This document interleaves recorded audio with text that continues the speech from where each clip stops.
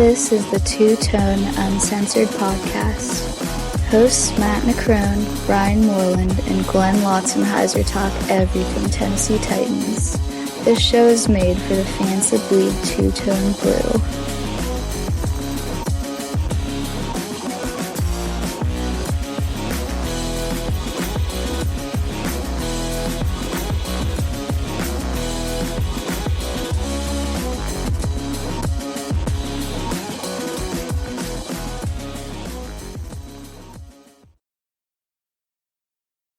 This is Justin Hartwig, and you're listening to Two-Tone Uncensored. This is Two-Tone Uncensored. I'm your host, Ryan Moreland. With me today and battling through free agency flu is Glenn Lotzenheiser. How you doing, Glenn? Man, this stuff is rough. It takes a lot of medication to survive the free agency right now. I bet it does. Matt is not going to be here. We'll get him in later in this episode, but for the start, can't be here. I believe he's trying to track down Hightower and force him to sign. If I'm not mistaken, that's what he's doing. That may not work out for him. He may be having another arm surgery. Well, good luck to him. Before we jump into the mailbag, I just want to let you know we have a big show in front of us with another college football profile. We have a good friend, Amos Conway, coming on to preview Notre Dame. But let's jump right into the mailbag. Sonny Ali asks, where do you think we stand as of right now? Well, in the Dante Hightower free agency sweepstakes, I think we're probably third or fourth option at best at this point. They're not going to throw a bunch of money at him. They're not going to overpay, though I think that he'd probably be worth it. If of the free agents that are out there, I think he's the one I would probably spend the most on, and he would probably bring the most value as far as solidifying the center of the field. I don't think it's going to happen. Our team obviously has set a price. It's not better than what the Patriots are offering, or it's just not as much as he wants. So if you're Dante Hightower and you got to pick where you're going to go, why would you leave New England? I want the guy, but I don't understand why he would leave New England other than just, wanting to come back to Tennessee. There's no other reason for him to come here between us and New England. The other teams that have been mentioned with him, like the Jets, there's no reason to go there. They're not going to get out of the NFC East anytime soon. They'd have to go through the Patriots to do it. There's no advantage to going there. He's going to end up going back to the Patriots, I think. They're going to end up breaking him, and he's going to take that price to go back. I don't see him coming here because we're not going to offer him significantly more money than the Patriots, and we can't offer him a better chance to win a Super Bowl right now than he can get with the Patriots. And he's young enough that he can go ahead and re-sign with the Patriots for a few years, be there for the rest of Tom Brady's career, and then he can go somewhere else and sign a big contract somewhere else. With Hightower, I don't really think he ever had much interest. This is my theory anyway. Never had interest in leaving New England. I think he was trying to get Tennessee to push the price up, so New England would have to push the price up to keep him. We did not do that. We didn't see the value in doing that. John Robinson, put a value mark for Hightower and was not going over it. That's why I think he's starting to go to these other teams, is so he can get a price point pushed so that the Patriots feel like they have to increase the price.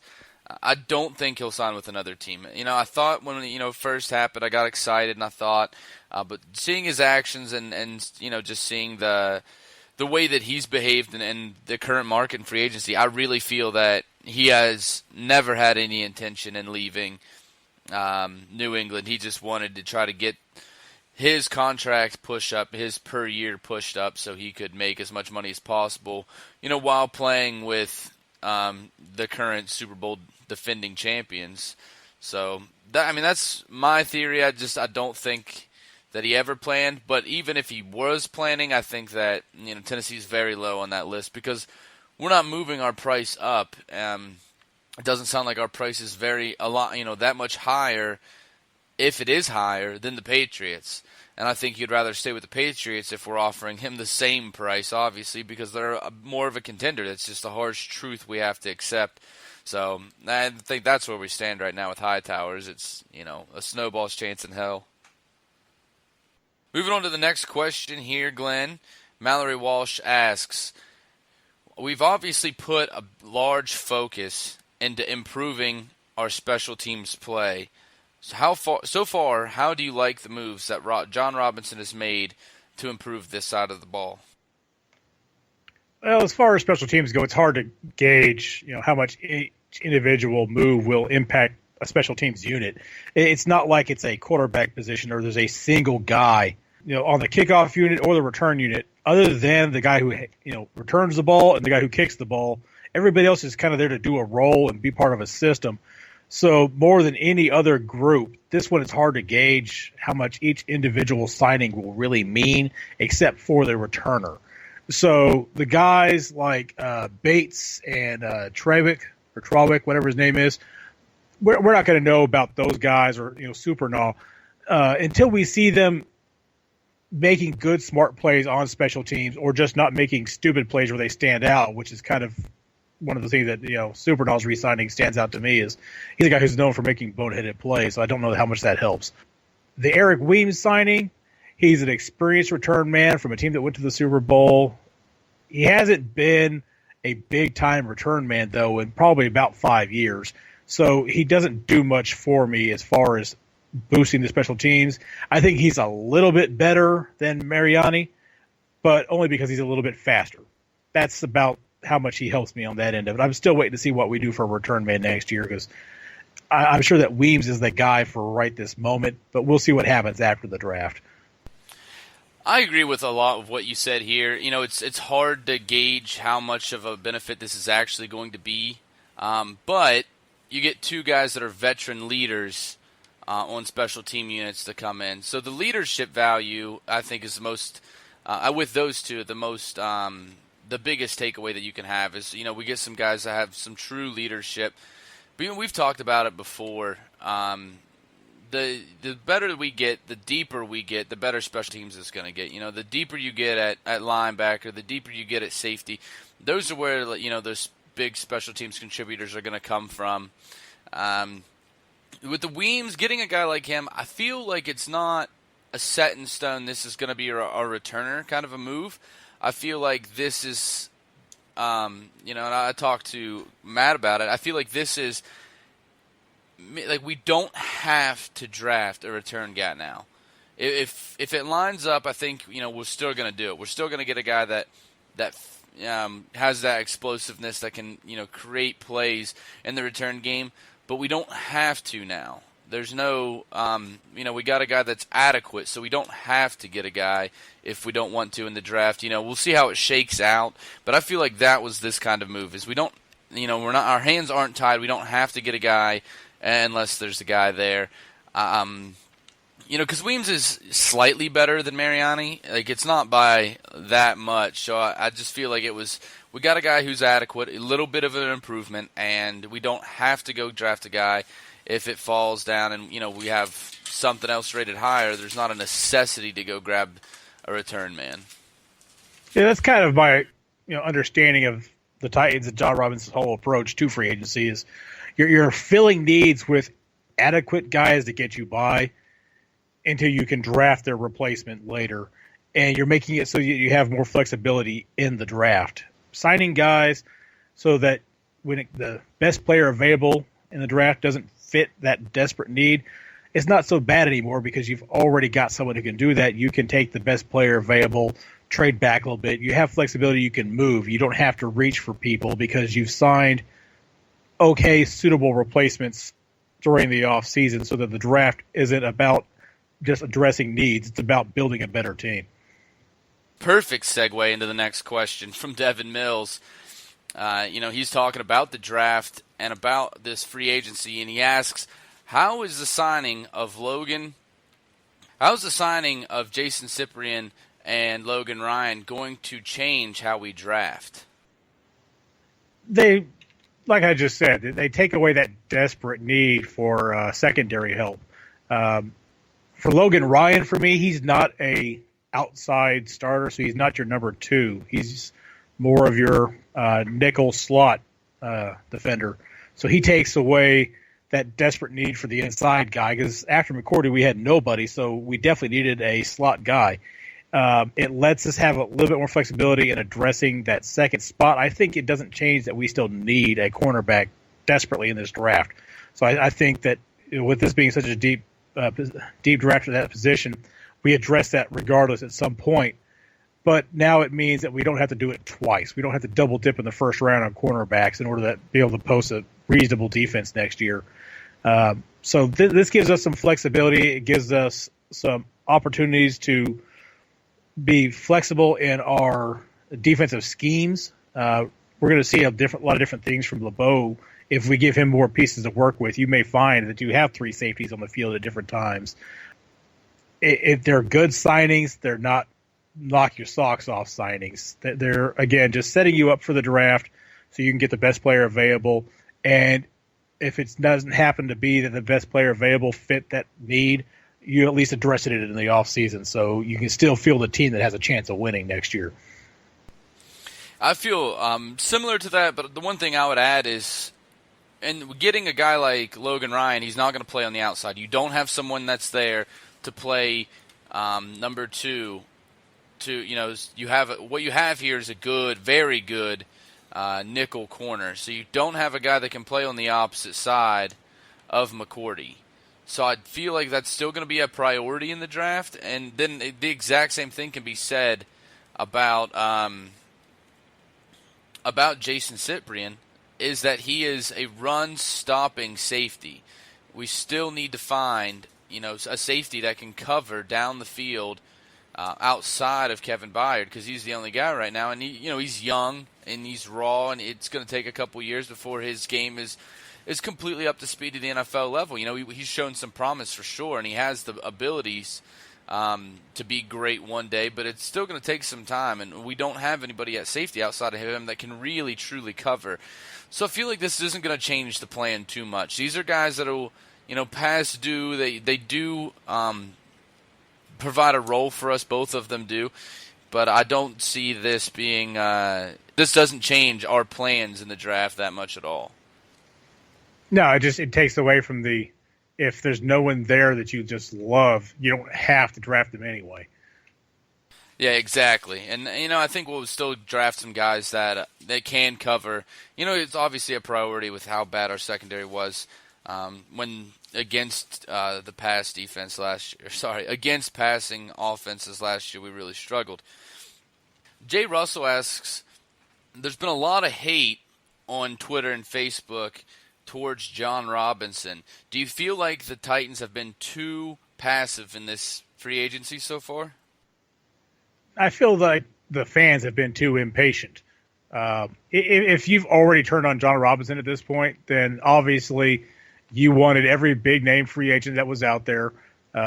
We all make jokes about that all the time. Oh, my God, this 35-year-old free safety is available. We should go get him because otherwise he's going to retire, and then we can't use him. Let him retire. The whole idea that John Robinson isn't doing enough for us to address our needs is ridiculous. There's definitely guys that we want, like we want Hightower. I would have loved to have gotten Calais Campbell. Those kind of guys, I definitely wanted them. I would have paid for them. But at the same time, we have to save money to re-sign our players later. We're not going to overpay for somebody. The Boyer contract was ridiculous. There's contracts out there that they don't make any sense. They're not for this team right now. The Patriots spending big just out of the blue all of a sudden puts that much more of a bad look on us because we're always comparing him to the Patriots system. But the thing is they're spending that money because they've only got just a little time left with Tom Brady. So they got to spend now, win now, because probably in 2-3 years they're going to be blowing the team up and starting over, depending on what they do. If they keep Garoppolo, then maybe they just think they're reloading at quarterback and they just keep rolling. But all that salary cap expenditures, they come due. Eventually it has to cost you somewhere down the road.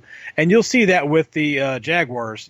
Maybe this will be the year that they spend a shitload of money and they finally win something. I still kind of doubt it. The Patriots, they don't spend money like that unless they expect to win. And having just won a Super Bowl and now spending that much more money to improve their team that much more, obviously the Patriots are, they're going all in on this year and next year. Try to get 3 in a row, end Tom Brady's career with, a couple more Super Bowls, put the whole who's greatest quarterback of all time crap, settle all that. So it makes us look like we're being slow, like we're not being effective in what we're doing. As we've discussed, Titans free agent strategy is to set us up for the draft so that we can draft the best players that we can get. And if we don't get the best player at the position that we have to have, we're going to be okay. So it looks like we're not being active, but they're making smart signings with the salary cap in mind, with the draft in mind. They have a plan. People just need to calm the hell down. Yeah, I 100% agree. You build championship teams through the draft. Look at how many times in the last 10, 15 years have the Jaguars won free agency or been in the top 3 in free agency? Now tell me how many winning seasons in that time frame they've had. The teams that win free agency usually win, top 10 picks in the draft as well. They aren't teams that have success. John Robinson knows that. He comes from the team, that is like the prototype for build through the draft. In the Patriots, they do a great job of that, and that's what we're going to do. And you bring up a great point, because I've seen a lot of people say, "Well, look, the Patriots are spending all this money," and you said it perfectly. Their window's closing. Ours is just starting to open. This is the first year where the crack of the window's open now. We can start planning forward that we actually have a good team now to work with around us. For the Patriots, that window's closing, and it's closing fast. So we're on two opposite ends of the spectrum. That's why you're seeing them act aggressive, and we're not. We have a very young team, and at places that we're not young, most of them, we have good backups coming up that are young. You look at DeMarco Murray's getting up there, but Derrick Henry right behind him. That's why you're going to see us go after a tight end this year to replace Delaney Walker. But our window's opening. That's why we have to play smart. We have to not go crazy in the cap. That way 2-3 years down the road, when we're true contenders for a Super Bowl, we don't lose that contender status by not being able to pay everybody. We're going to have the cap space that we can pay everybody and continue to be a contender, to continue to strive to get a Super Bowl. That's the difference between a dynasty and a one-and-done Super Bowl team. Is normally it's free agency, especially in this modern era. You see those teams blow up over the next year or 2 years where they're not even the same by the end of it. Barely, don't even have any of the same players left in 3-4 years. We're doing it the smart way. John Robinson's building something that's going to last, and I'm happy with the way he did it. It would have been nice to get one guy, but obviously you trust in J-Rob. The guy inherited a 3-win team and made us a 9-win team. So, calm down. Yeah, it's going to be all right. Yeah, just everybody believed in him last year. He did amazing things, and the signings he made last year weren't blowing anybody up, except for the DeMarco Murray trade, which at least half the fan base didn't want in the first place. They were so used to just bringing in players and just never working out for us. So everybody needs to calm down and remember that where we were this time last year, how we felt about what we were doing in free agency last year, and how awesome the team turned out to be, compared to the year before. If the moves he's making right now and then the draft combine to make us that much better again next year, then we are talking deep playoff run. There's no reason for us not to expect to be able to have a good push at the playoffs at this point. But we should be able to push deep into the playoffs if we take another huge step forward. It's not realistic to think that we're going to win the Super Bowl this year, but it's not out of question all of a sudden. The big step forward that we made this last year was from being a terrible team to being a okay team. The next step is being a good team, then a great team, and that doesn't happen overnight. It's easier to make the first few moves and take that first jump up the ladder than it is to make the last several climbs. That's why so many good teams never quite get to the playoffs, never quite get to the NFL Super Bowl. It doesn't work as easily the higher up you go, because there's other teams doing it the right way up there with you. So calm down. It's going to be okay. Ease up on the crack. And we're excited now to have Matt Necrone joining us. How you doing, Matt? It's always exciting to have Matt Necrone with us. We're heading into the last question of the mailbag. This one from Ryan Howard. How do you feel we have graded so far in free agency? So give a letter grade of how you feel we have done so far in this free agency.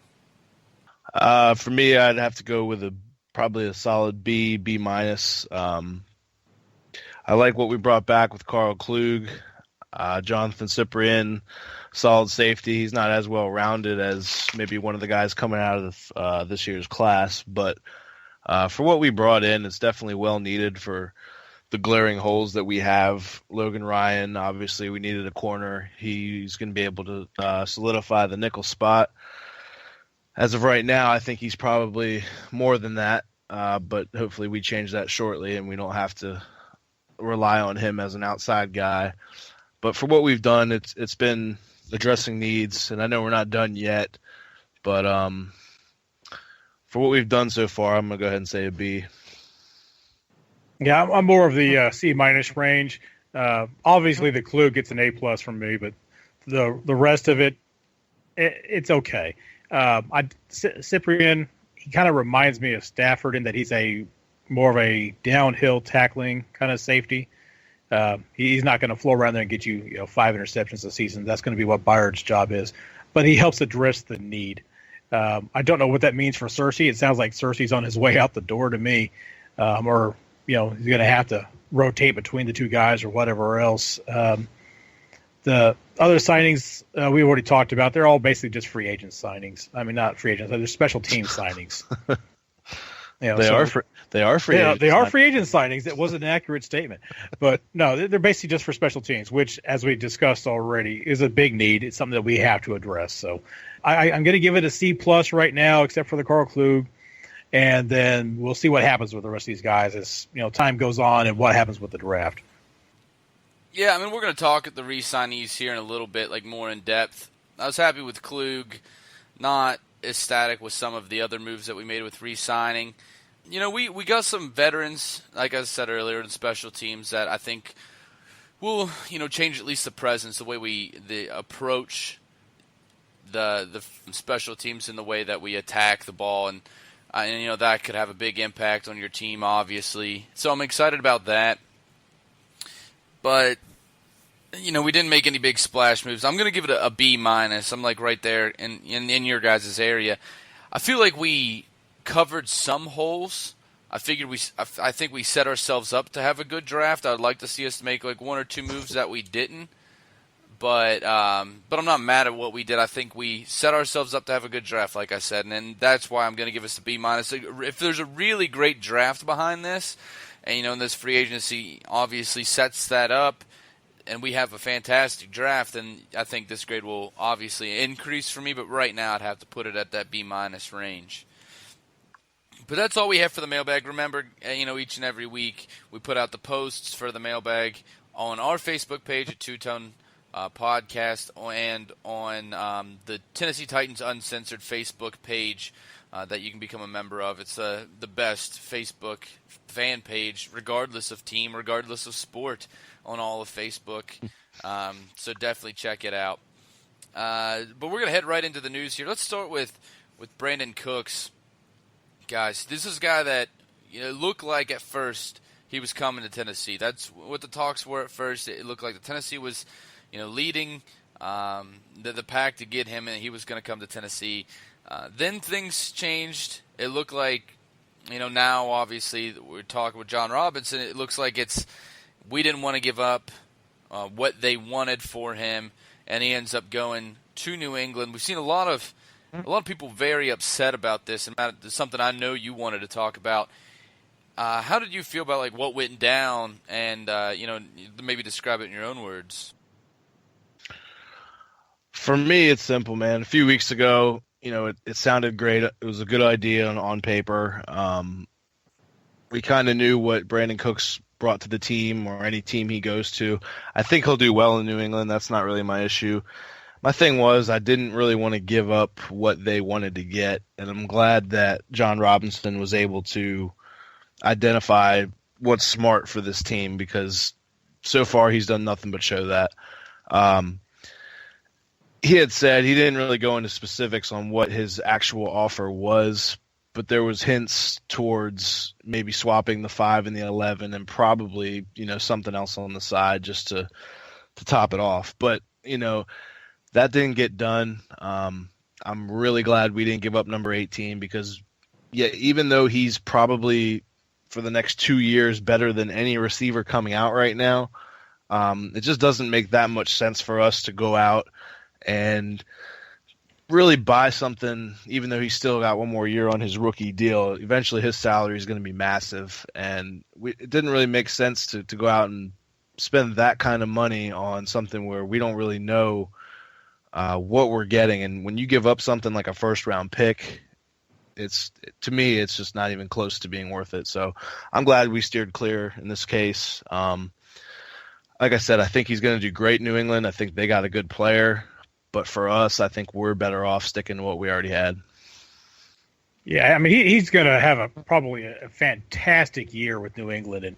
And I saw someone posted that one of the major guys, I think it was probably Skip, who I generally have no use for, but said, people are basically playing for the right to lose to the Patriots right now. And it may not be the wrong idea. I can't imagine that this Patriots team isn't going to do better offensively than the one did last year. Defensively, they've got a better set of corners. This could be a really tough year to beat the Patriots. So that's why our window is opening and theirs is on its way to closing, but they're doing everything they can to keep it open a little bit longer. Cooks would not have put us over the edge as a great team this year. I would have liked to have him, but not for more than just swapping draft picks in the first round. I wouldn't give up a first-round pick for him, particularly given, like I said, the salary, when it's time to re-sign him, is going to be huge. And if he wasn't happy playing for Drew Brees and his past opportunities there, what's he going to feel coming to a run-first team? He wasn't going to get nearly as many opportunities to catch the ball. And we've proven that Marcus can get the ball deep. We just have to do it through our play calling and through bringing guys across the field, like that Robisky said early in the season last year. Is with the players that we have on hand, we have to bring them across the field. We have to run them deep as opposed to just sending a guy sprinting up the field. We can't do that. That's fine. We're still going to do an awful good job with what we've got. I would have liked to have had Cooks, but I don't want to pay that huge price in 2 years for him, or this next year you're going to have to re-sign him in order to make sure he sticks around, because you can't let him go to free agency for if you gave up anything to do with the first round. So it's been nice to have him, but I think largely the fan base has turned to the point where they're kind of glad we didn't. There's obviously going to be those people who want everybody, so you're never going to make everybody happy. Yeah, I'm happy we didn't get him. At first glance, I was like, that might be nice. But you're talking about a guy that he's a one-trick pony. He does one thing, and that's speed, and that's great. That's awesome. That's it's definitely something that you can use in any offense, even though that we have a rushing offense, something we can use. But you're talking about giving up a first-round pick to get a guy, just like Glenn said, he has 1 year and then the team option on his contract. So for 2 seasons, or you can go draft somebody that maybe has more weapons, that can do more, with the football. And you have him for 4, maybe 5 years if you have a team option in the contract. So, the value there, it doesn't make sense, obviously, when you break it down like that. It's clear to see that, let's just go into the draft. If we want to get a guy, a wide receiver at 18, we can still get a guy that, has a lot of skills, has a lot of talent, and will have years to groom that talent rather than, just 2 years and then he's gone. So it didn't look like a good deal for us. I'm glad that we didn't end up making it.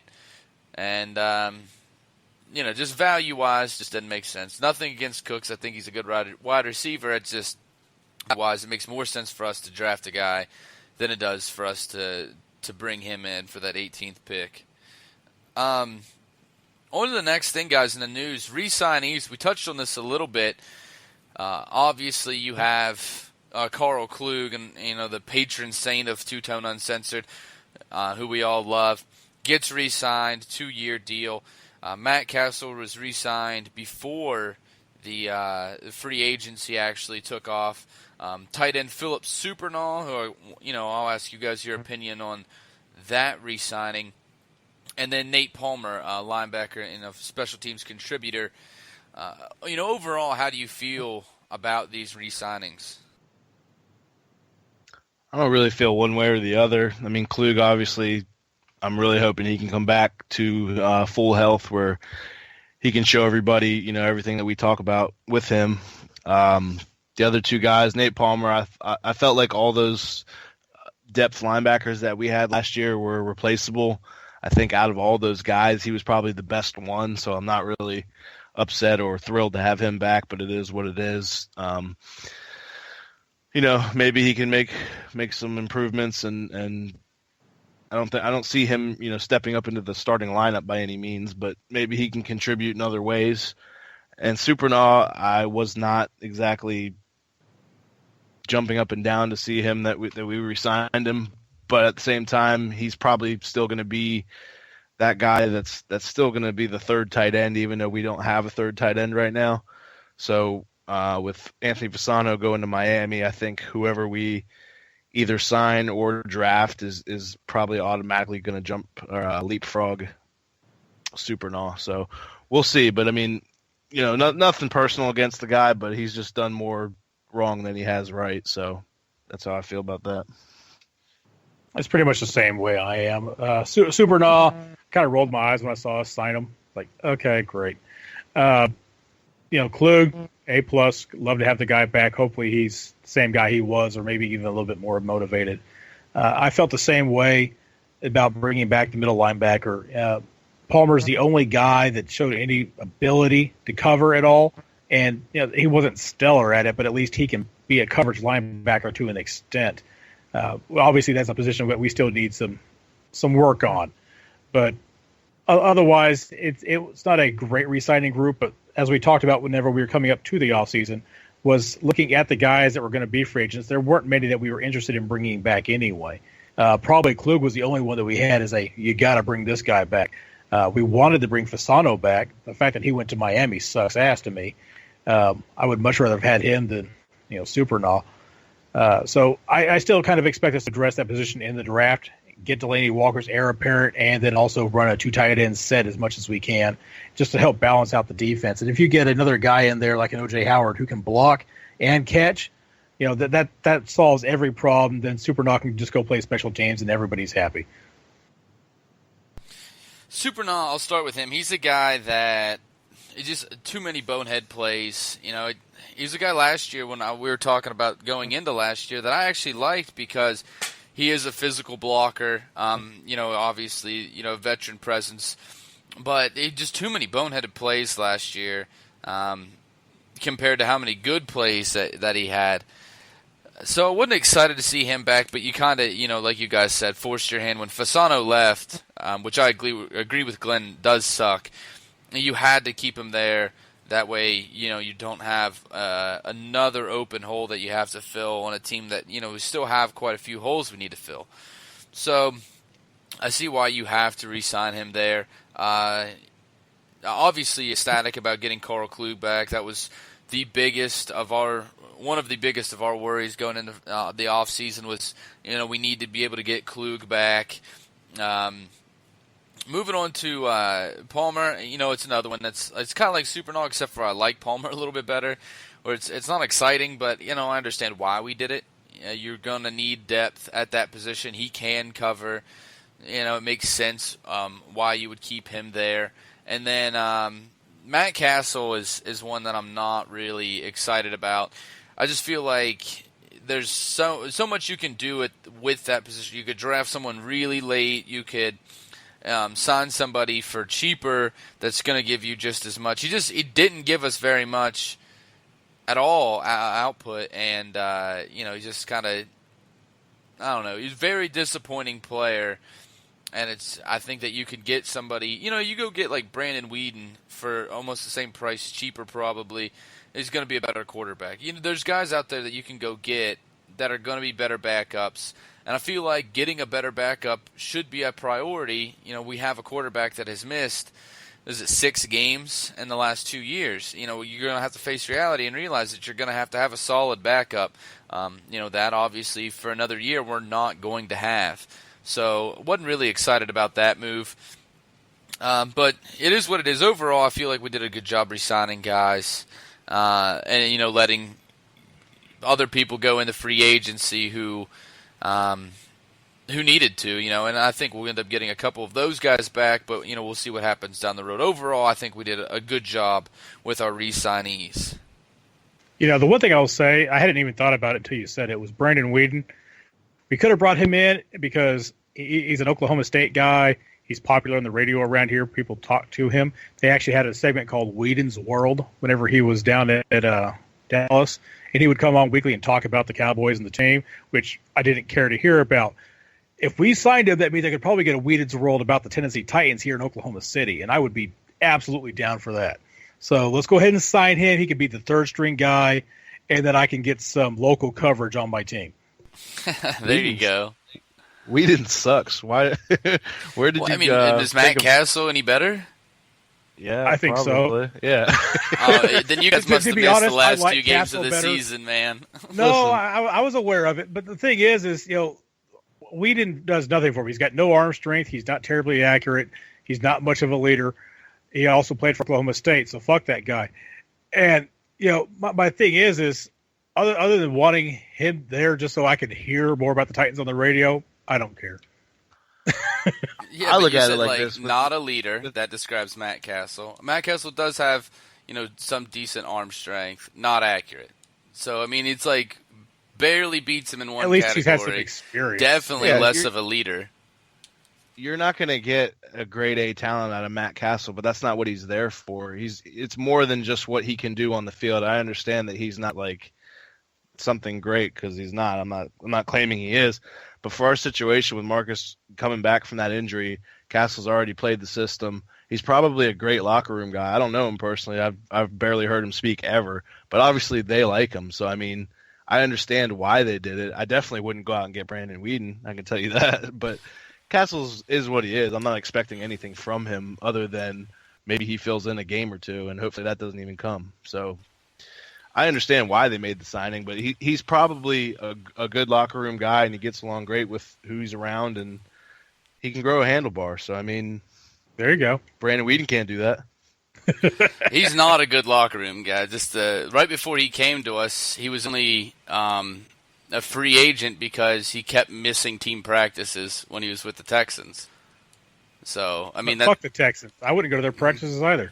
Well, Brandon Whedon is a good locker room guy by all accounts. Definitely not a leader, not very vocal, but never gets in trouble. Is a good locker room guy. There's other guys, and Brandon Whedon was just an example. There's other guys out there around the league that are good locker room guys that are a little bit better. And I think to go get someone like that, especially when we have a quarterback that's, you can't say he's not injury prone at this point in his career.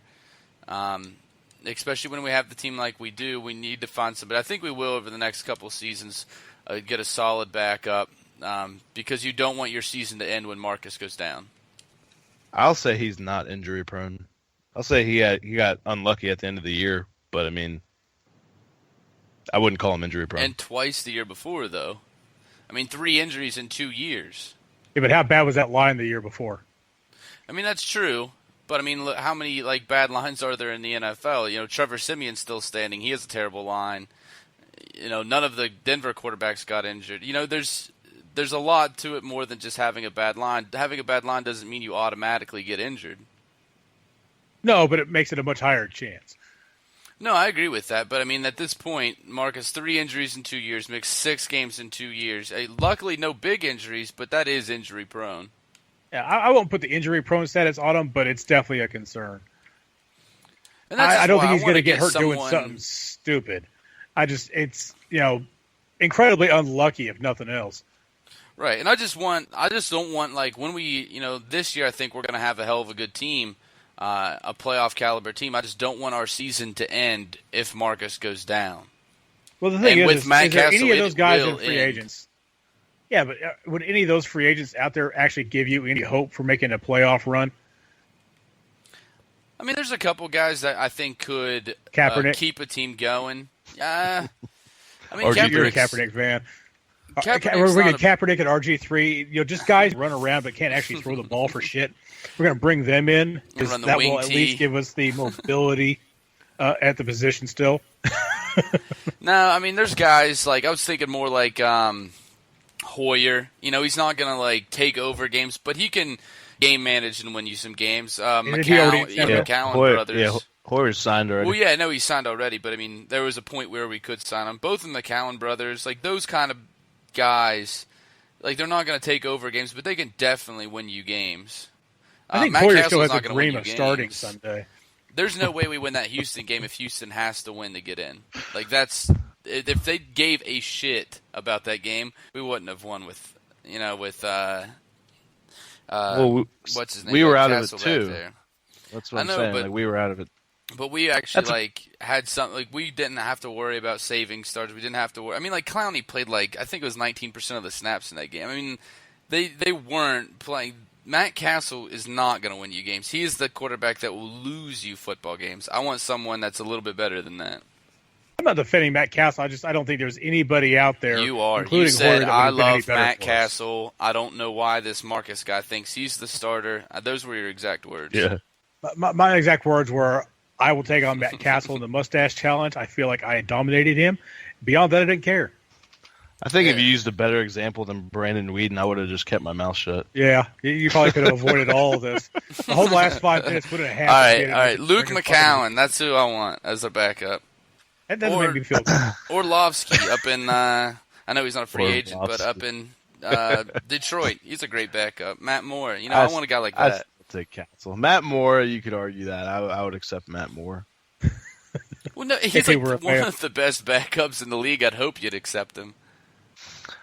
I don't know, man. I think, obviously Glennon just went to Chicago. He's going to be throwing Kendall Wright the ball this year. But I think, like, if it's somebody like that who is going to get his opportunity to go somewhere and play first string, that's fine. But, I mean, for the last couple of years, he hasn't been able to show what he can do. But I think he's been the best backup without really being able to showcase it. But I think, like, just with our situation, somebody that's already familiar with everything.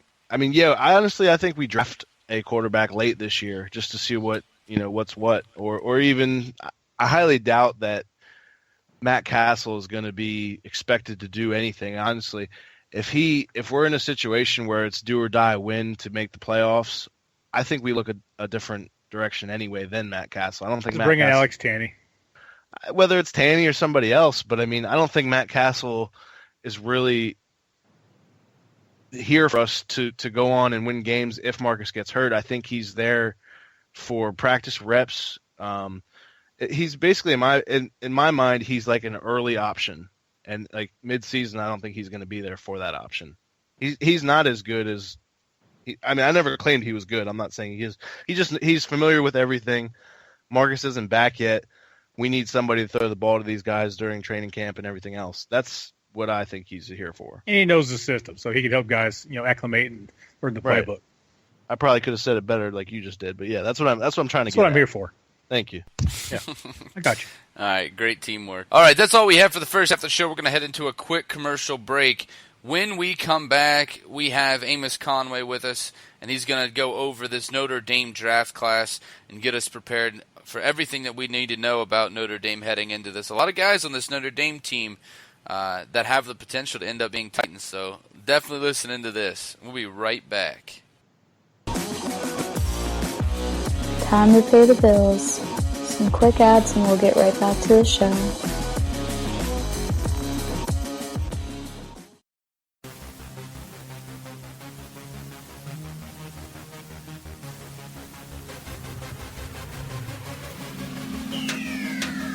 Hey Titans fans, you've probably heard us talk about the group page several times on this show, and I'm sure you're wondering what we're talking about. Tennessee Titans Uncensored is a Facebook group page that was built by Titans fans for Titans fans and was founded by our very own Matt Necrone. If you're a Titans fan that's looking to talk about the latest Titan news, then this is where you need to be.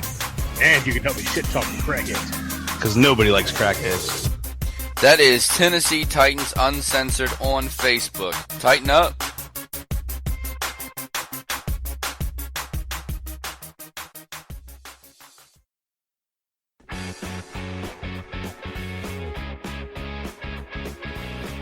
Hey guys, you've heard us talk about Hang 10 Apparel before on the show, and if you haven't checked them out, then you're truly missing out. Hang 10 is the one place to find unique Titans gear that you will not find anywhere else. Whether it's a Marigoda hoodie, a Mahalo at Your Boy t-shirt, or Mike Keith's Music City Miracle Call on a sweater. There are no flags on the field! It's a miracle!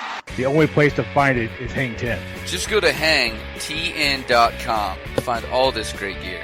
And while you're there, don't forget to use our promo code TWOTONE to get 10% off any purchase.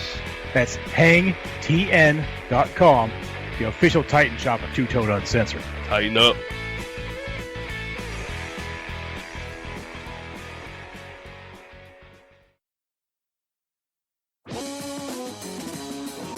You're listening to Two Tone Uncensored, brought to you by Podbean. Hey, this is Bo Scaife. You listening to Two Tone Uncensored. Tighten up. All right, we're back for the commercial break. Sitting here with us, a good friend of the show and die-hard Notre Dame fan, Amos Conway. How you doing, Amos? Doing great. Wonderful night. I could deal without the snow, but ready to talk some Irish football. The draft's coming up quick. Yes, sir. Very excited to have you on the show. I'm excited to be here, man. Pumped. It's been a while since we've been able to get together. I'm ready. I'm excited. It's been too long. All right, Amos, we're going to start off here. Notre Dame sending out, 5 big names, 6 guys. It's 6 guys. It's 7 guys, 6 guys will get drafted. Right, I have someone off my list, but I'll get it. We have 6 guys that are coming out that are likely to be drafted. The big name coming out, obviously, DeShone Kizer, the quarterback, getting a lot of love, especially coming out of the Combine. What did you see from Kizer in the Combine, and how far do you think his performance will jump him? I thought Kizer did very well. He actually did a lot better than what I had expected. He cleaned up a few things in his mechanics that I still expected him to, struggle with going into the Combine. Brian Kelly has been hailed as this kind of quarterback guru. Seeing him at Notre Dame, he's gone through Golson and Malik Zaire. DeShone Kizer, I've not seen any kind of progression out of those 3 guys that I would like to see, and Kizer has definitely been the bright spot of the 3. Big arm. He performed better in the Combine than what I thought he would, and I'm extremely happy coming into this draft. I thought he was the best quarterback coming out. I thought he definitely had the most upside, and with his performance helping him obviously at the Combine, I think it has a chance to drive him up to that number 1 quarterback position. And whatever team gets in, whether it's the 49ers, whoever decides to pull the trigger on him, I think they're going to get a very, very good player down the road, and I think he helped prove that over the last weekend. Some people have labeled Kizer just, the strong-armed quarterback. He's a guy that can whip the ball down the field, but some say that's all he can do. What would be your rebuttal to that? Well, my rebuttal to that would be that if you look at Kizer's, the first year he took over when Zaire gets injured against Virginia, he really did. And those people have pointed to that merit is the fact that first year starting is he had a great deep ball, drove it downfield real great. He did struggle with the short passes. This year I thought he did a lot better with a lot less talent at that wide receiver position for him. And, the numbers don't show it, and that is something that is hard to struggle with because you look at the numbers, but you look at the tape, and Notre Dame altogether was not a very good football team. And I think that was really a part of his struggles this year. I think he's a guy who he needs, like I said, with his Combine performance, he definitely cleaned up his mechanics a little bit. He has above adequate accuracy, and I think, once again, that's going to boil down to mechanics. The right quarterback coach is going to be able to fix that for him. None of these quarterbacks coming out this year are top-tier guys, as they weren't last year. The top 5 guys from the last couple of years, or top 6 if you throw Paxton Lynch in there too. I think Kizer will be the best out of those 6 guys. He's just the kid. I think the kid's going to be something special. There's something about him. He does sometimes get stuck on that number 1 receiver, but he's thrown to a guy who's 6'5", had blazing speed, liked to go deep a ton. And then that offense that he ran, that's what it was. It was that spread, get the ball down deep. My rebuttal that would be none of these quarterbacks had outstanding seasons. I know Deshaun Watson had did really, really good in the national championship game with the comeback. I think that Trubisky has really showed a lot of stuff, maybe not as heralded throughout the season, but definitely afterwards, going back and watching tape on him. He is really, he's shown me a lot. I'm a more believer than I was then, but Kaiser has the highest ceiling. He's got the big arm. He's got the body to take the hits. He's deceptively fast. He is what a lot of teams are looking at now for in that quarterback position, of a young but probably more raw Ben Roethlisberger coming out, kind of a Cam Newton with his body build, his size, his ability to take hits. But he does, man. He's got the, you bring it up with that where he just likes to, big power, and he does. Over time, he has shown that he will drop his mechanics and he will choose that power over the technique, but it's something that he will get out of.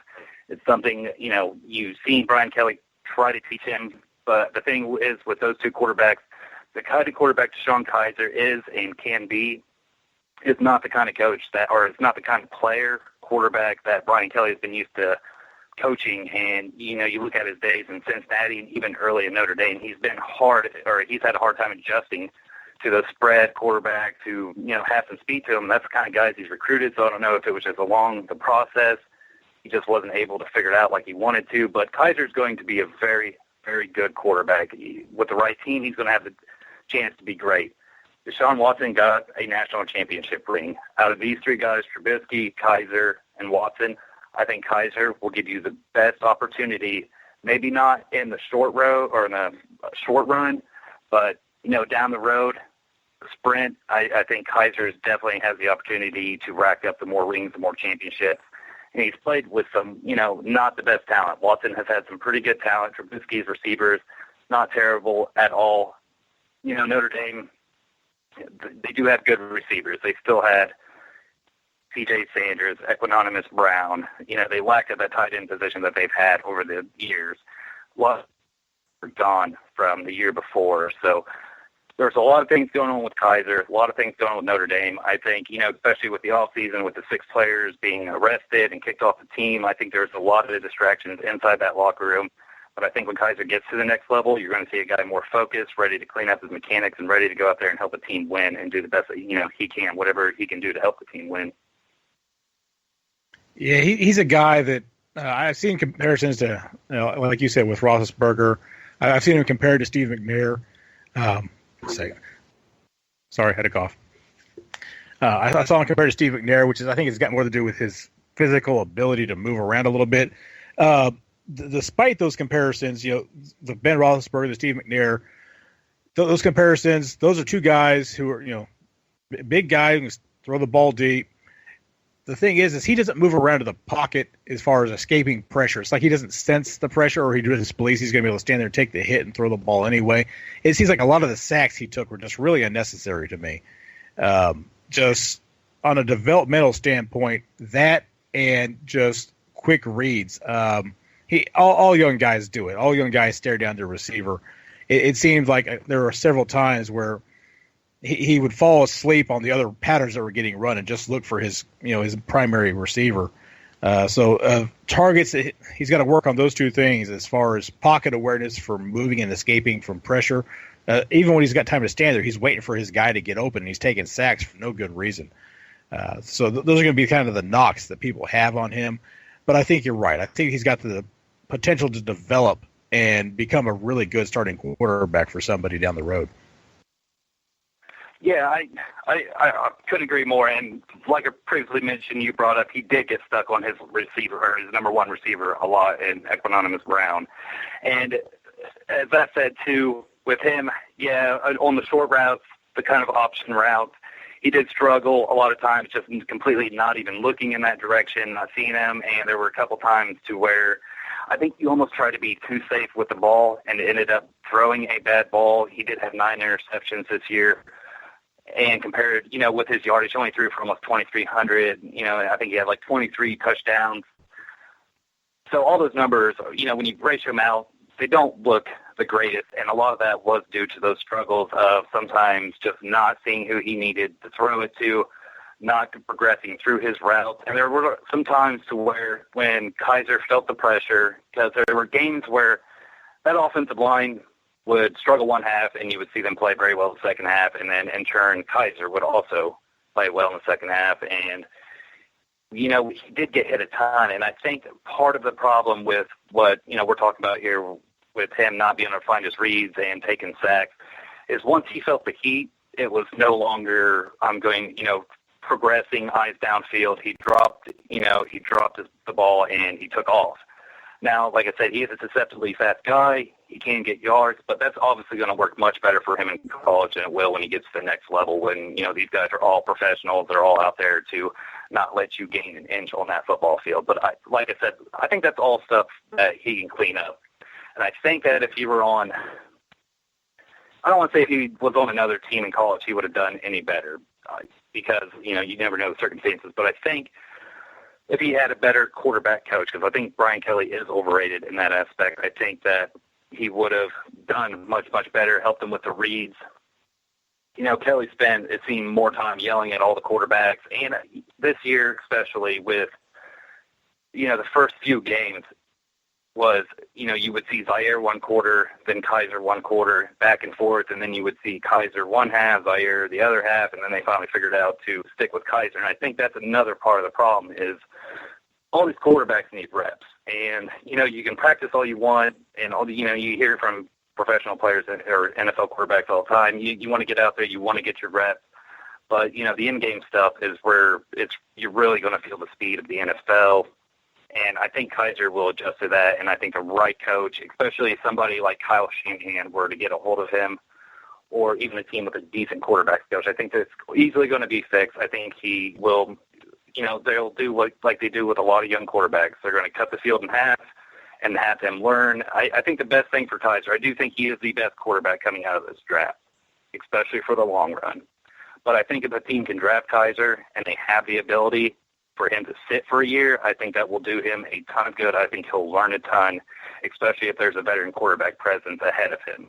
I think if he's thrust into the role, I think he can also adapt. I think he's that good of a quarterback. I think he is a smart guy. I think he's a smart NFL player, smart quarterback position.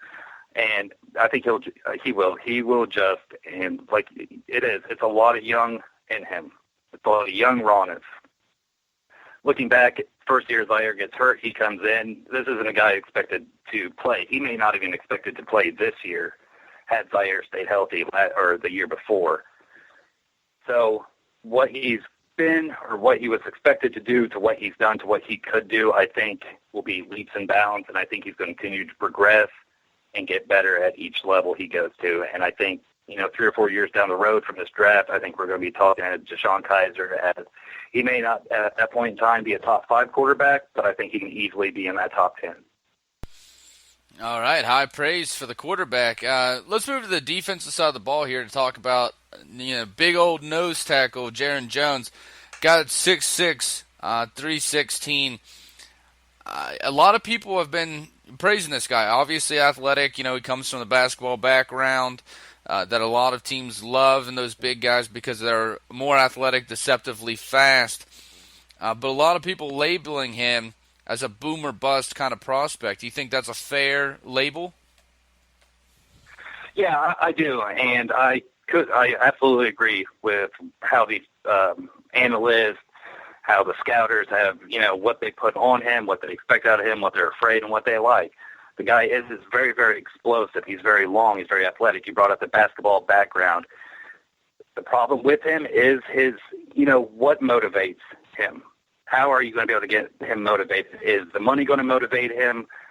And I think that's especially where the boomer bust comes in, because if he was a guy who, when you looked at and you said you knew he was going to give you 100% every play, every time, all the time, no matter what level he was able to progress to, you're always going to get the best out of him, I think he's easily a first-round pick. I think all the talent in the world's there, the strength, he's a bit top-heavy. He's kind of stands tall when he comes out of his stance, but other than that, there's just not too much to complain on him outside of, are the intangibles there? Are they not there? Characteristically, are you going to get a guy who, at Notre Dame, sometimes I know during the off-season reports of him not getting the reps and not necessarily keeping his body up to shape, not staying as healthy as he can and not trying to improve himself? or are you going to get a guy who comes in and he works hard and he busts his butt every day? These characteristics of any player or any team would want out of any player coming out of this draft, and this guy is questionable. And the problem is with him, too, he has a ton of talent. He doesn't have all the talent in the world to go, it's worth taking the risk in the first round. He's just not. But like I said, I think that he could have absolutely been a first-round pick, and I do. I think the boomer bust prospect on him, as much as I'm a fan of him, I think that's absolutely dead on, and I think it's a very, very fair assessment because, when I watch him on film, you watch all the good plays, and you do. You look at it and you go, this guy's top 10, top 15 pick probably. You start watching the stretch of the game, everything, he goes from 100% to 80, and he kind of bounces around, and you start to get worried because there's a lot of plays where he was slow getting to, kind of really got content when he got to the next level. You need to use, like I said, he stands tall in a stance. I don't know if that has anything to do with that. Sometimes you get the most motivated guy in the world. Sometimes you get a guy who, he seems like he's just being out there to be in the motion sometimes. Another thing about Jones that we've been hearing a lot of is, the 2015 tears his ACL, misses most of the season. Obviously played last year. How big of a red flag should this be for teams that are looking at Jones? Well, I think with any player, you got to look at the injury. You got to, really assess it for your team, assess your need at the position, where he's going to fit on your depth, and whether or not, everything else falls into place with it. That being said, I don't think it's a huge red flag. I think, like previously mentioned, sometimes during the offseason, things, if he had a healthy offseason, you would see him not necessarily being in the weight room or anything like that. But with the knee injury, this guy was a guy who rehabbed strong, got it fixed, goes out there, works hard, and you've seen it this year. I didn't see a guy who makes me boomer buzz because of the knee injury making him look so bad. Everything that slows him down is inside his head. I don't think the injury slows him down. I don't think it should be a red flag, and I think he'll be fine moving forward. This injury isn't a thing like, Jalen Smith or even Miles Jack. But, Miles Jack slipped out of the first round, still early second-round pick, and you see a guy who's probably going to have a big year this year. What round do you see Jaron Jones coming off the board? So I think he falls somewhere in the 4th and 5th round. And that's not – now, that being said, I think there's easily a team that could hit him in the 3rd, and a lot of people have him pegged between that 3rd and 5th round.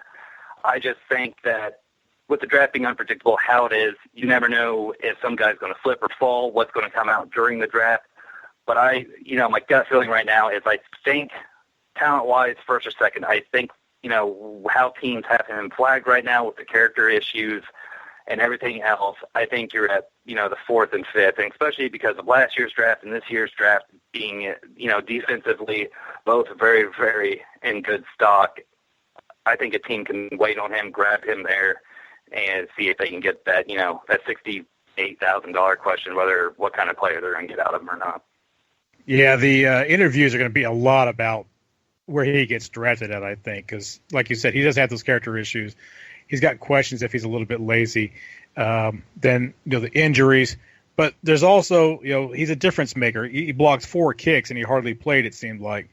If you're blocking kicks as a lineman, basically, then you're doing something right. He's got some explosive burst in there, which when you look at him, he doesn't have those big, powerful thighs like you're used to seeing people who just kind of push their way through the pocket. But he's effective at what he does if he just could stay motivated and healthy. And so that's going to all come to, how he does in the interviews. If he can convince NFL coaches that he's here to work and this is going to be his full-time job, because in college you didn't get that feeling. Yeah, absolutely. And you bring up the point, especially with his lower half definitely being smaller than perhaps, like I said, he definitely is top-heavy. He needs to get more powerful in his bottom, and I agree with you that where he's going to get drafted is how well he does in these interviews. Because talent-wise, obviously, it's all there.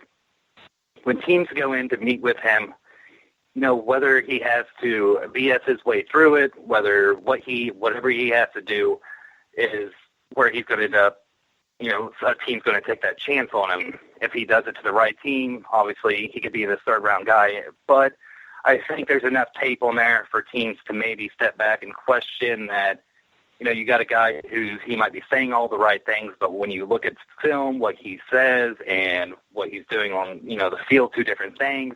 Is he just saying all this stuff to get paid? These coaches aren't dumb. These GMs are not stupid. Defensive coordinators, they know what they're doing. They know the kind of players they're looking for, and they can, they know a bunch of crap when they hear it come out. But Notre Dame guys usually interview pretty well. So I think that with that being said, I'm going to stick. I think he gets in that fourth round area, and at very least, like you brought up with the block kicks. At very least, he's going to be on, special teams, that kind of thing, his first year. He's going to definitely have to prove himself. But I think if he can prove himself, show motivation, get into, a starting role or a rotational role, I think he can eventually go somewhere, get paid, and be a very good player, big guy in that middle, good run stopper. He can get to the quarterback. He needs to get bigger down the bottom, like you previously mentioned. There's a lot of stuff to like about him, talent-wise. There is physically. Gifted kid.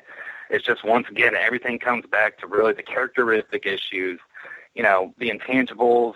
The injury, I'm just not worried about. And most injuries like that, especially, stuff a year or two out, it doesn't make me as nervous as, there's another guy on this list that we'll get to him. He is a guy with some health issues that makes me nervous. But Jaron Jones, I think he'll end up being all right, and I think he ends up going in that fourth round area. I think especially a team that could take a look at him and go after him. I think if one is definitely the Kansas City Chiefs. If you look, if they end up losing Dontari Poe, I think he's a guy who might be able, if Andrew B can get the best out of him, I think he's a guy who'd be a good fit in Kansas City. Let's stay on that defensive line, just move down a little bit to defensive tackle Isaac Rochelle. We're talking about his teammate just prior, all the, is his head on right? Does he love the game? What will motivate him to play? Rochelle's a guy that's the exact opposite by all accounts. Everybody talks about this guy being a workhorse, high motor, high energy type of guy. Is that fair to say that he is basically the opposite of the previously mentioned? Yeah, Isaac Rochelle is definitely the complete opposite of Jones.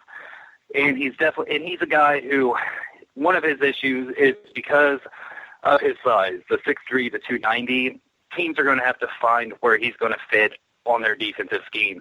Is he going to play defensive tackle for them? Is he going to play defensive end? Because he can do both, and I think that he can rotate outside of both.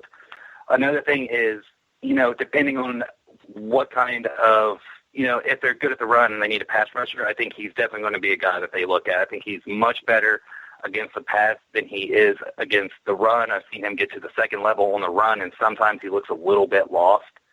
But I think, once again, that's something that can easily be cleaned up with him. This is a guy who is consistent. He's very, very, he's healthy. He played, I couldn't even tell you the amount of snaps or the percentage that he played last year. I haven't seen the number, but I would almost guarantee you it's extremely high, and it's probably high for his career overall. I think the NFL compare him, and I cannot think of the player's name. I don't know if one of you guys will know it off the top of your heads or not. The defensive end for the Detroit Lions, who, undrafted, has had, played rotational for a year, and is, I believe, by the end of the year, was rotating it from defensive tackle to defensive end on that Detroit Lions defensive front. I cannot think of his name, but he's kind of who I would compare him in the NFL right now. I think he's definitely going to have to work himself up. Because let's think, his numbers are great, high motor, high character, tangibles are all there. You know that this is a guy who's going to go out there and get you 100% every time. He can be explosive. The thing is despite everything right about him, not extremely highly as productive as you would have liked to see him be in college. That being said, he was on defensive line with, Sheldon Day. You had Jalen Smith back there. You had a few other guys, linebackers, Joe Schmidt. he's very good. He just has I don't know if it's not necessarily the fact that he hasn't had the opportunity to do well, or if somebody else, he was just being overshadowed, but the numbers just haven't been there for him. And he's another guy, I think, had the numbers. See, with Jones, we're talking character. This guy, we're just talking mainly production and, like, good, how we view defensive ends with sacks, tackles for losses. Didn't have a whole ton of them. And that's something that he's going to be very, very good for a team like what Detroit Lions did with, cannot think of that guy's name to save my life. It's Kerry Washington. Kerry Hyder, wasn't it? Kerry Hyder, thank you. I think what Detroit did with Kerry Hyder, I think a team can absolutely do with Isaac Rochelle. I think that he can play whatever role they need him to, five technique, whatever they're going to need him to do. I think he's going to do it. I think he's going to be productive in the sense of he's going to catch onto the position. He's going to do what they need, but I don't think he's going to, in order for him to get into that starting role, he's going to go above and beyond what his talent is going to allow him to do. But that being said, this kid is the opposite of Jones in the characteristics department, motor, and tangibles. I'm really high on Isaac Rochelle. Really, really like this guy. Yeah, if you could put this guy's brain in Jones's body, you'd have one hell of a player. Yeah, absolutely. This guy, they say the obviously best fit 3-4 defense. That could be obviously, a depth kind of a pick for the Tennessee Titans. So some guy that we definitely could be looking for in the later rounds. Where do you think we'll see Isaac Rochelle come off the board? I'm firmly at. See, this is the thing with Jones. So Jones, I have him 4th and 5th. Rochelle, I have about the same. I can throw in 3rd there, depending on if the team is a 3-4. With the specificity of the position, they may want to get him off the board when they can. Well, decent talent is still there for his versatility, the fact that he can play inside and outside. But I think he ends up slipping a little more into that 5th round. I think there's just a talent above him, and even with Jones' characteristics, I think with the amount of talent that's there, I think a team will take a shot on Jones, and then it end up being Rochelle. But I think this is a guy who, like I said, the right team, I think he can go in the 3rd, and I think if the team looks at him and compares him to Jones or whoever might be above him on the board, when they look at the intangibles, the interview that will be happening, and everything else, characteristics, the health, the amount that this guy, just seen the number, he played 83-point-something% of his college snaps.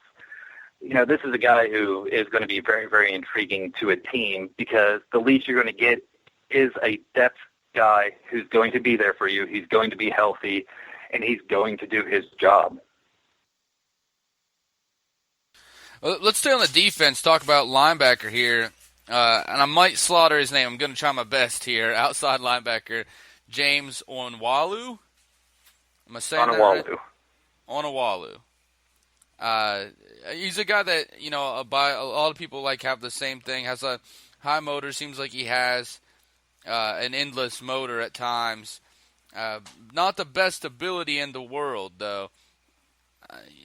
It's kind of like a theme coming up outside of Jones on this defense. A lot of guys that not quite all the tools are there, but they have the right attitude.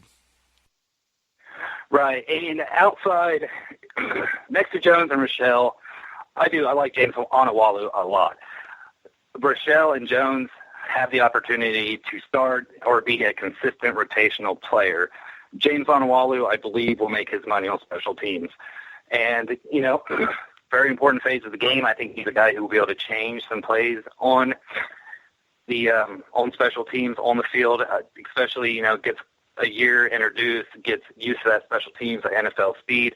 I think this is going to be a guy who, if you find a team out there, the Steelers, Titans, Patriots, a team that really, really values a special team position, a good gunner, a good hitter, whatever you're going to need, Onwualu is going to be able to do it for you. He's going to eventually make a game-changing play. This kid has a ton of heart. His endless motor, he's going to end up being a special teams ace for somebody. That Onwualu, because you're right, a lot of these guys, great outside of Jones, great characteristics, just not all the tools are there, and that's another problem with him. He's For an outside linebacker, he was short for Notre Dame, even for that 3-4 defense. He's 6'1", he is 232. But he's a guy who, if you need someone to drop into coverage for you inside of a special package, I think he's going to be good for you because not only can he play that outside linebacker position, I think he'll be able to play that nickel safety position for you if you had to. Something like Malcolm Jenkins kind of does right now. I think he's that kind of size. I think he has that kind of coverage ability. And I think he's not necessarily, he's not really, not blazing fast, but I think he's quick enough laterally to play in a good zone, a right zone defense scheme. But as far as talent-wise, where he gets drafted, I think that James Onwualu will make his living on special teams unless he gets really, really good against the run and they stuff him inside and he learns how to delay blitz. That's the only way I see him being a starter, and I just don't see it happening. So I think he ends up being, like I said, a guy who makes his living on special teams. And if I had to take a pick somewhere where he gets drafted, man, I would go, I think he's a 6th or 7th round guy.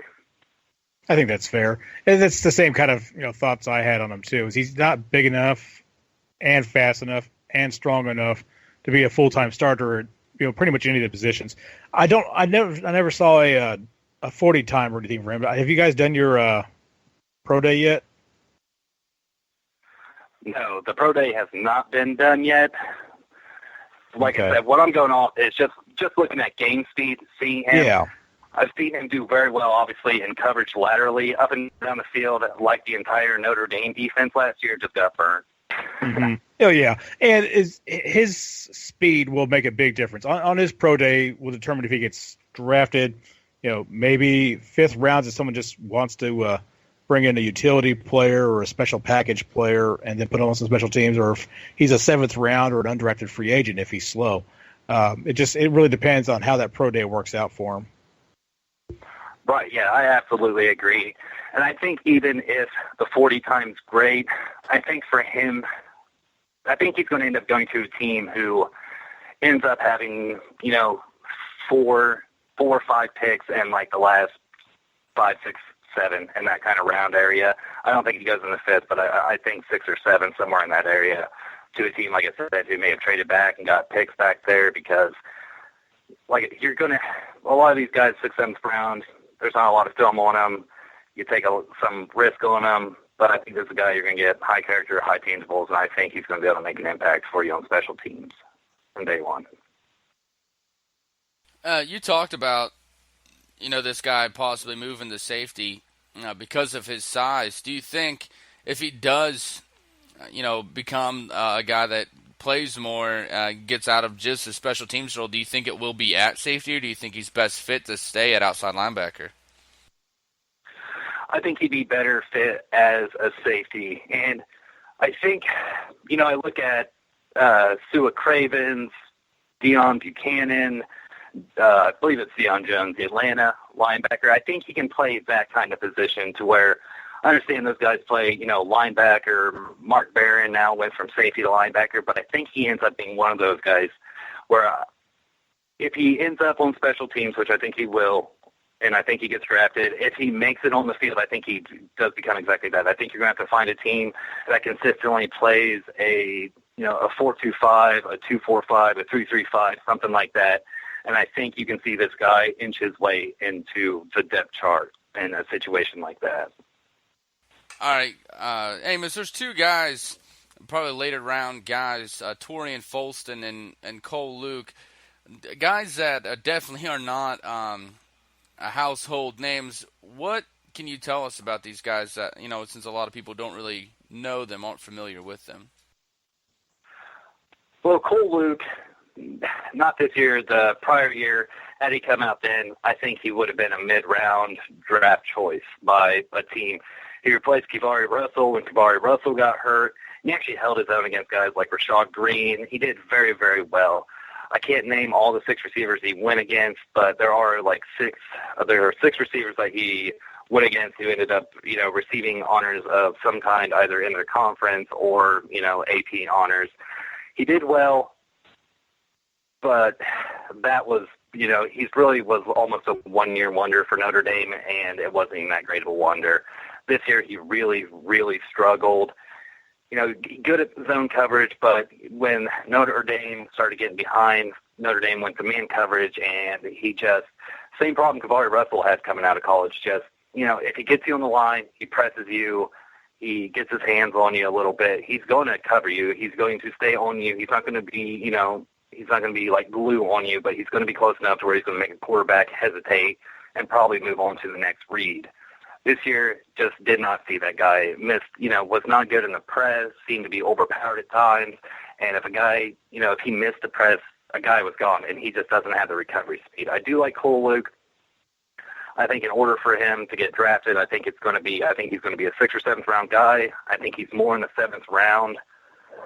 But, whatever team he gets drafted by, I think he's going to struggle making the roster unless he makes huge, huge strides at his pro day. In a team who drafts him, maybe someone like Seattle Seahawks or, someone who has good starters, isn't looking for a guy immediately, can throw them on the practice squad and maybe have a really good secondary coach or DB coach in order to build this guy into becoming a decent corner. But I think even if he was able to be a starter down the road for a team, I think at most you're going to see a rotational nickel back. That's as far as I think Cole Luke will go in his NFL career. Obviously, I hope he proves me wrong, but I think that's where he sits, is 6th, 7th round, maybe even undrafted, struggles getting on team. But if he does, I think he's going to have a good opportunity to learn and become a good role player in a defense. I'll put it like that. Torian Fulton, however, although not a household name, at one point probably could have been. Comes to Notre Dame, sits behind Cam McDaniel. Cam McDaniel leaves. CJ Prosise emerges. We all know the season Prosise had, how well he did coming in, switching from that slot receiver role over to running back. Over 1,000 yards, now holds the longest run at Notre Dame Stadium. Then that run went behind, Baltimore Ravens first-round draft pick last year and Ronnie Stanley. Torian Fulton, unfortunately, that year with CJ Prosise, blows out his knee. Josh Adams comes in behind CJ Prosise, obviously has a very, very good season. This year was supposed to be Torian Fulton's year. Comes out, I believe Virginia tears his ACL again. I do believe it's his same knee, right knee. So you have back-to-back years of knee issues, knee damage. This guy's 5'9". I think he is over 200. He is quick. He is faster than what he looks when he's healthy. When he was healthy, when he was young, especially with Cam McDaniel, and even earlier in the season with CJ Prosise, you've seen this kid break off runs, and you looked and you said, all right, well, that was a special kind of run. Unfortunately, injuries, not very good out of the backfield, had issues with his pass blocking, as did the entire Notre Dame team, however. And then, he gets injured and Josh Adams takes over, and obviously Josh Adams never looks back. He's going to be the, incumbent coming in next year. I expect big things out of him. But back to Fulton, I think Fulton can get drafted. And I think with where running backs are going, he's another guy, and I know it sounds like a broken record, but I think he ends up being 6th or 7th round. Because we've seen guys like Jordan Howard, Devontae Booker go in these 4th and 5th rounds, and I don't want to say he's not as talented as these guys, because this kid broke records at his high school. He was very highly touted coming out of high school. Notre Dame got him. So I think that the ability to have that kind of talent is there. I think obviously with the injuries, with who was above him at the depth chart at Notre Dame, and after, some of these big key offensive linemen, Ronnie Stanley, Zach Martin, Nick Martin, those kind of guys leave. And that's obviously where the issue came into there as well. I like Fulton. I liked him a ton. Unfortunately, with the injuries, because I think the intangibles are there. I think, watching him run, watching him play, he gives you 100%. He was a patient runner. He reminded me, watching him sometimes, of a younger, more explosive, well, obviously younger now, but kind of a more explosive Edgerrin James, to where he was patient, found his hole, and he would just burst through it, and he would be gone. He broke big run after big run when he had opportunities before his full-time starter role. But going in, like I said, he's got a lot of improvement. He's got to be better at catching the ball out of the backfield, which he did improve a ton in. And obviously he's going to have to stay healthy and be able to stay on the field. But I definitely think he gets drafted. I think the talent's there. I think some team will see that. I think he ends up, either on a practice squad or as a fourth running back on someone's depth chart, because I think he is a guy who you can, if you need him to spell your starter once or twice, or even, injury to a backup, I think he's a guy who's going to be able to step in and give you 5 touches a game. I think if he's able to stay healthy and he's able to get better at his pass-catching abilities, I think you see a guy who has the chance to be someone like Theo Riddick is for the Detroit Lions, another Notre Dame running back, except I think he will be a better runner than Riddick.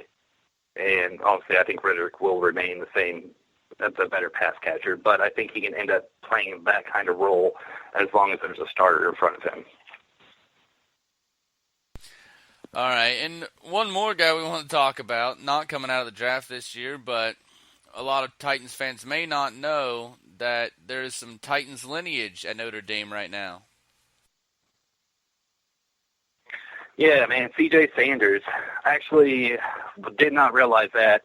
Notre Dame, Notre Dame, I'm not putting anybody out of Sanders or anything. They get a lot of people. We have, David Robinson's son played there for us last year until, he went down with injury. C.J. Sanderson, he's a little burner, man. The guy is fast. I know he's a little on the small side, but from what I can remember last year, and as Ryan knows, I had a lot going on this year.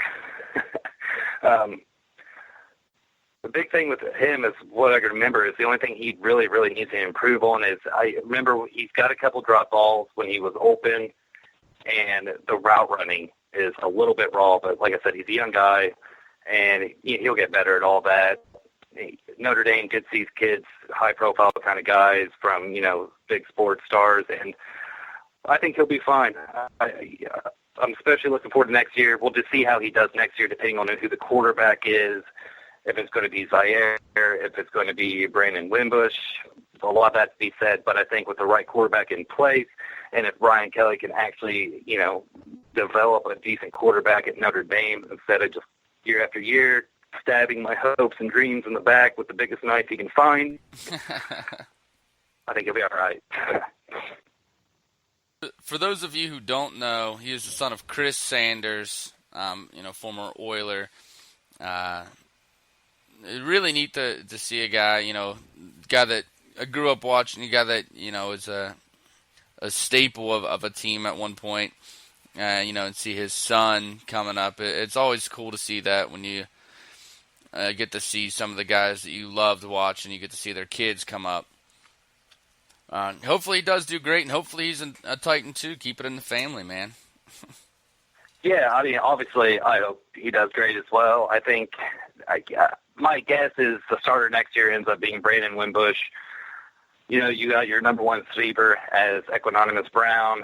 Whoever ends up being number 2, I think they're going to have a lot of chance to make a ton of noise and really build some future draft stock for themselves with the double coverage. Brown's going to draw. The guy's 6'5", runs like 4.3 speed or something like that, crazy. But as far as Sanders goes, I think he has a ton of opportunity to make noise next year. I think, moving him behind the line of scrimmage was big for Notre Dame. Moved him around a couple times. I remember them getting some screens out to him, and Brian Kelly's real big on the screen game.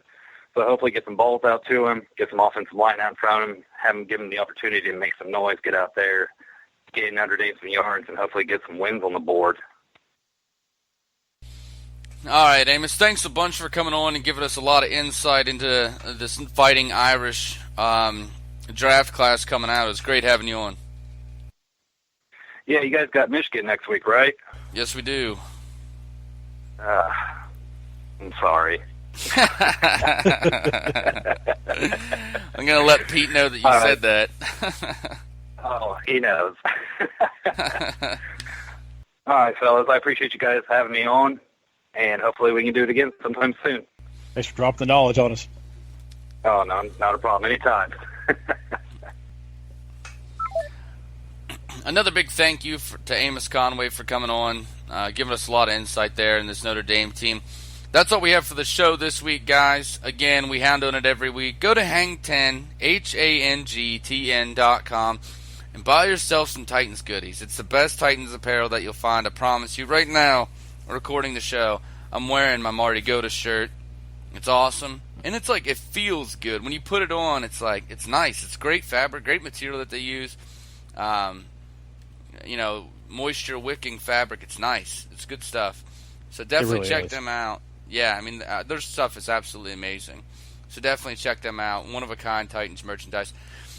I want to give out a big shout-out to my two co-hosts here, Matt, who has disappeared in the back half of the show, and Glenn powering through the bubonic plague that's trying to take him down over there. So thanks to you guys for being on the show this week. I survived. Just barely. Yeah. That's all we have for the show again. Thanks, everybody, for listening. And as always, tighten up. Tighten up. Podbean. Matt sneaking his little bits. Thanks for listening to the Two-Tone Uncensored podcast.